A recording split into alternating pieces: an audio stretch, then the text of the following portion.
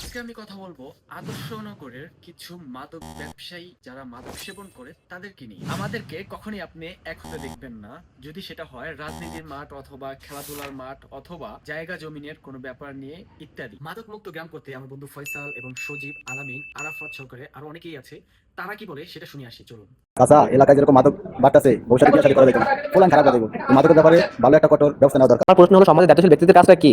এই যে দিনকে দিন মাদকের হার যেভাবে বাড়তেছে, আগামী ভবিষ্যৎ কোথায় যায় পৌঁছাবে, তরুণ প্রজন্ম কোথায় যায় পৌঁছাবে, সমাজ কোথায় যায় পৌঁছাবে, প্রতিটা ঘরে ঘরে মাদক জন্ম নেবে, তখন দায়িত্বশীল ব্যক্তিদের কি করবো?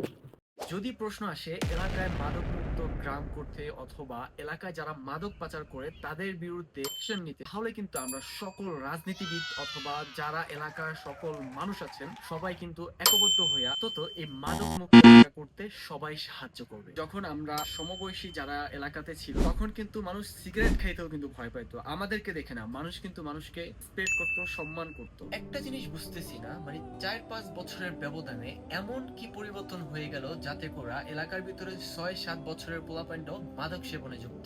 ক্ষমতার কথা চিন্তা না করে চলুন সকলেই এক হয়ে আপনারা মাদকের বিরুদ্ধে জিরো টলারেন্স ঘোষণা করেন। আমাদের এলাকায় যারা সর্বোচ্চ দায়িত্বে আছেন আপনাদেরকে বলি, আপনারা কিন্তু ইতিমধ্যে স্ক্রিনে অনেকগুলো ছবি দেখছেন এবং ভিডিও দেখছেন, তারাই কিন্তু মূলত এই এলাকাটা খারাপ বানাইতেছে। আমরা চাই তাদেরকে দ্রুত আইনের আওতায় দেওয়া হোক। যদি আইন বিচার না করতে পারে তাহলে এলাকায় যারা বড় বড় নেতা আছেন সকলে মিল্লা তারপরে এটার বিচার করবেন। আপনারা যদি একটা মাদক মুক্ত এলাকা করে দেন আপনাদেরকে মানুষ মাথায় তুলে নাচবে।